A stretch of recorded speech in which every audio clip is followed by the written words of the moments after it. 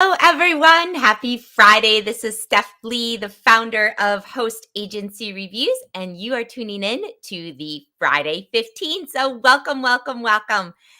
Let's see. Today is super exciting because I get to announce on here that we finally have our new Friday 15 page up and ready that I'd like to show you if you're listening in on the video or if you're watching on the video. So, hold on. Let me go ahead and share my screen because this has been a while in the works. And now when you go to hostagencyreviews.com/Friday15, and I'll put the QR code up there for anyone that wants to have it handy. But when you go to answer a question or anything like that, now you'll actually be able to see all of the old Friday 15. So if you go up to our resources, our podcast, and go to the Friday 15, you'll see we have a brand new page with new branding for the Friday 15. You're able to submit your questions. You're able to watch the videos. You're able to listen to the podcast. You're able to sign up for e-reminders. You're able to see the latest episodes. And then within that episodes, see all the resources within there. So it's very similar now to our travel agent chatter page. So super, super, super excited about that. And again, if you have any questions that you would like to submit, you can go to hostagencyreviews.com/Friday15 and check out the beautiful page that now is there instead of the very ugly one that was there prior. So let's see what else we have in the bucket today. So we also just next week I will be at ASTA Legislative Day in Washington D.C. So if any listeners and viewers that are tuning in are going to be there, definitely come up and say hi. Would love to meet you, and hopefully you can attend an ASTA Legislative Day in the future as well. Look out for an article afterwards about the experience. It's a really fun time. From a few years ago, I loved it when I went, and I get to go back again. All right, so today we have 4 questions. So let me get started. So our first one comes in from Nikki L. And Nikki says, "Hello, I love Har's blog content. Yay. It has really answered a lot of questions I've had. I'm new to the travel agent industry. I've traveled, but this is my first year booking travel for others as a business. My question involves suppliers. So during my training, one of the videos said that most agents stick to 1 or 2 suppliers for their entire business. Honestly, that was the most comforting piece of advice I've gotten because it has been overwhelming to learn 4 to 5 different suppliers and their booking process and their terms and conditions. Do you think it's reasonable to stick to maybe 1 or 2 for your entire business? In my mind, I think it would help me know that single supplier like the back of my hand. I feel like I could sell travel way better that way instead of getting twisted into 6 suppliers and their systems. What do you think?" So that's a great question. And I think many people probably empathize with you about the overwhelming having to learn everything when you get started in the suppliers. So I would say, it is going to depend on a few things. For instance, if you're at a hub, you're probably going to have multiple suppliers to choose from, more than 2. And in order to be competitive, you're probably going to have to shop certain suppliers. But here's the good thing, Nikki, if you are specializing in some type of a niche, that is going to help you with your suppliers and narrowing it down. If you're not specializing in a niche, that's why it gets so complicated, because then you have to learn the cruise lines, and then you have to learn FIT in Europe and sun and fun destinations in Mexico and the Caribbean. You'll have to learn Hawaii and Alaska. So I would say that in the beginning, if you want to focus on 1 or 2, that's fine. But I would also know that the way suppliers work, everybody has these this inventory that they're working with. And if one supplier has negotiated better rates or one sold out of a hotel, so they don't have that spot available, you really do need to shop around.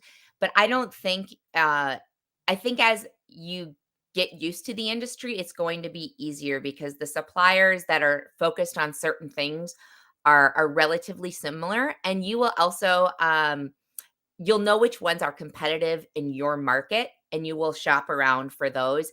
If you're not sure of it, go to some local meetings. If there's an ASTA meeting, a local ASTA meeting or a Patana meeting or something along those lines, and check with advisors who they're booking in your area that are in the same niche as you. And I think that should really help you out a lot.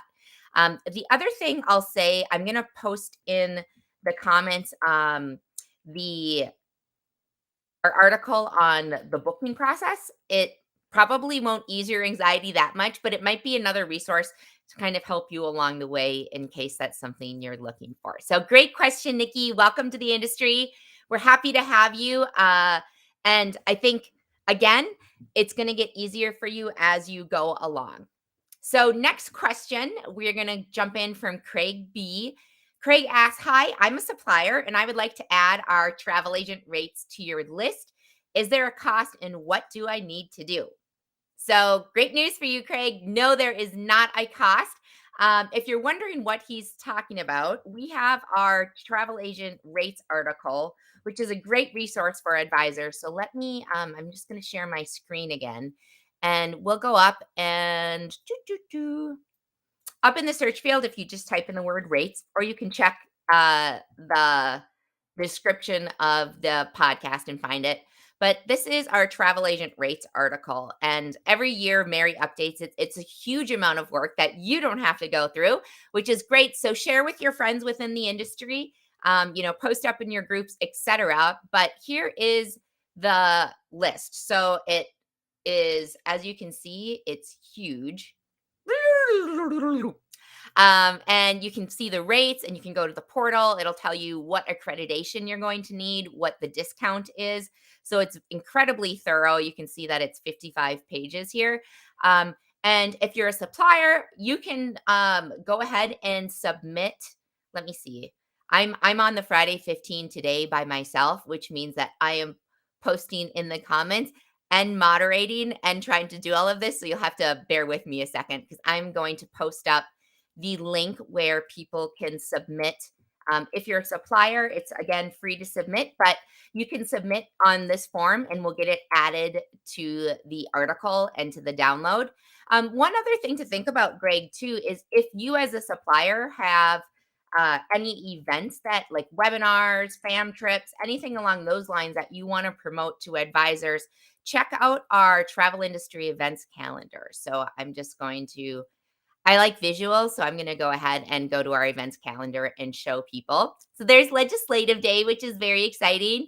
And you can see there's tons of information within here. I think we've probably got about 90 different events within here for any advisors looking for something to do because, there's not enough to do in the industry sometimes. Let's see. So, Greg, hopefully that helps. Looking forward to getting getting your submission so we can add it to the download. Next question. So, this is from someone that had written in, I think last week we answered this question. I can't quite remember, last week or the week before.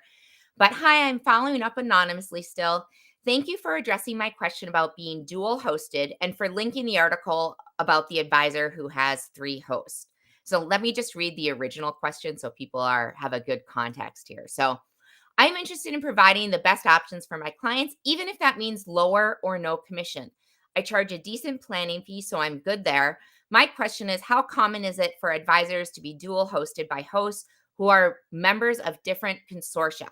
So in my case, I'd love to have access to both Virtuoso and Signature benefits for my clients, so I can choose which is best for a client by a client on a client by client basis. However, while advisors are independent, it doesn't seem like a lot of host agencies would be keen to support advisors whose loyalty is split. So I was with Jen Lee from Travel Planners International, and she kind of talked about her viewpoint on advisors within their network who are with multi-consortium.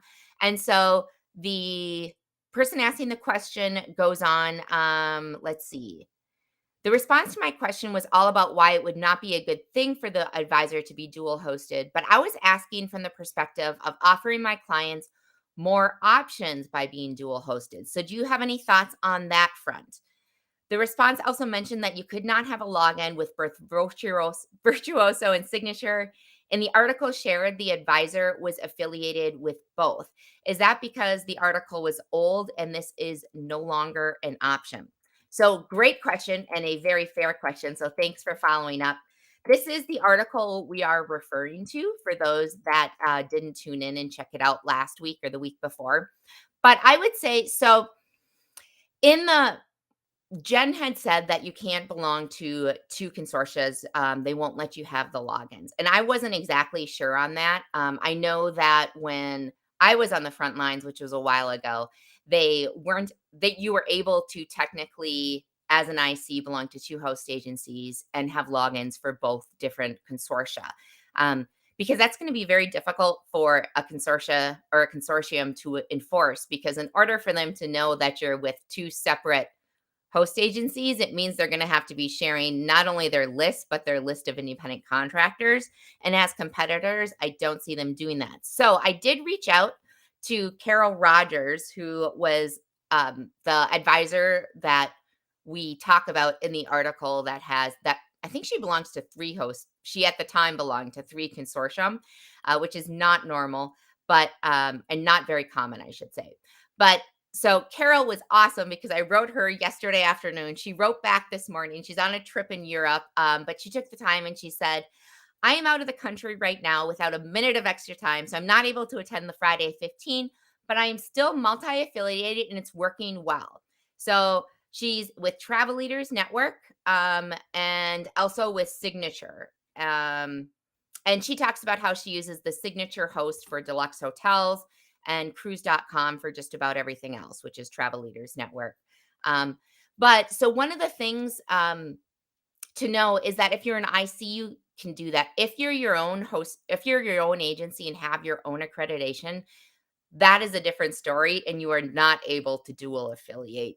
They will know if you're with one of the other consortium. Now, sometimes you do see a host agency or an agency that is dual affiliated, and they'll have 2 consortia that they're aligned with. And the reason that that happens is often because they have different branches and there was an acquisition. So, 2 host agencies, or 2 agencies, one acquired the other. They belong to different consortiums, and they technically operate 2 different entities, and that's how they're able to belong to consortium. But that's again a very, very rare case. Um, but when you do have to answer your question about if that can be advantageous to you, we talked about the disadvantages last time. I would say that there are advantages if you're able to access to consortium, because every consortium is negotiating group space on their cruises. So you'll have access to 2 separate group space inventories for your clients. A lot of them, or all of them, will have hotel programs with value adds. And again, those are negotiated between the different consortia and the hotels. So you'll have access to 2 of those hotels with possibly extra amenities for your clients. And then they do have promotions. So you'll have access to both of those. But the article we linked to talks more about kind of the downsides to that. But for this particular question that was asked, if you're okay with the downsides of it, then yeah, there are some extra perks with belonging to more than one. And if you're looking for a list of the consortia that are out there and trying to learn a little bit more about them, let me go ahead and put in the link to our consortia list, which will give you a whole list. It'll give you metadata information on them, just like we have with the host agencies. So that is now in the comments. And let's see. Wow, we are just booking today. We have 4 questions and we are on our 4th one. So let's see. So this person writes in, Alicia. And Alicia says, I don't have any funds, monetary funds to be with a travel agency right now. So what is my place in the industry? Alicia, I don't have, I'm assuming when you say travel agency, you don't have the funds to join a host agency. And uh, let's say, I would just say that in order to start your agency, you are going to need money. So there isn't really a way for you to start your agency without putting out some money. You're going to have to spend money to make money. But in the meantime, what could help you out is you could go the employee route. And we actually have a resource for that as well for people that are looking for employment in the travel industry, and that is our jobs board. So let me share my screen so I can walk you through where to find that. Um, and the employee route, let's see. If you go underneath resources, you'll click on travel jobs and then you'll be able to see all the listings within there. So a couple things that can do for you, Alicia, is one, it can give you some money so that you can start earning it. It can give you experience within the travel industry so that if you decide to go on your own later, you'll have that experience and you won't have to have paid for it. Because for a lot of new advisors, when they're coming in, the host agency may require that they take a special course or something to help onboard them and make sure they're at the right level to be successful when they get started with their agency. You may have to start. I will say that in the leisure industry, it can be difficult to find training at just a traditional storefront that's out there. The corporate industry, if you're starting in corporate travel, they seem to have more, and it's because corporate is a lot more do A, B, C, D. It's a lot easier than leisure. Leisure, there's a lot more gray area on what to do in certain situations. But with corporate, they do often have training programs for new advisors. So they will train you, and I would encourage you to take a look at the jobs board because there's a lot of great jobs on there, a lot of corporate ones. I saw there was one for All Tour, which I know has a great intern program and a training program. So hopefully that will help you out, Alicia, and get your foot in the door so you can start your agency later. So today's podcast was sponsored by Million Miles Travel. Thank you to Million Miles Travel and Tammy. I'm going to put a link to their profile if you'd like to check them out. Next week, we have, let's see, Travel Leaders 365, which if you tune in every week, you know Lindsay Taylor Lauer has been coming on about once a month for the last couple months. So you're probably familiar with her. June 30th, we have Outside Agents. So Chad Burt will be on being co host. And then For I Travel, July 7th is going to be co hosting with us.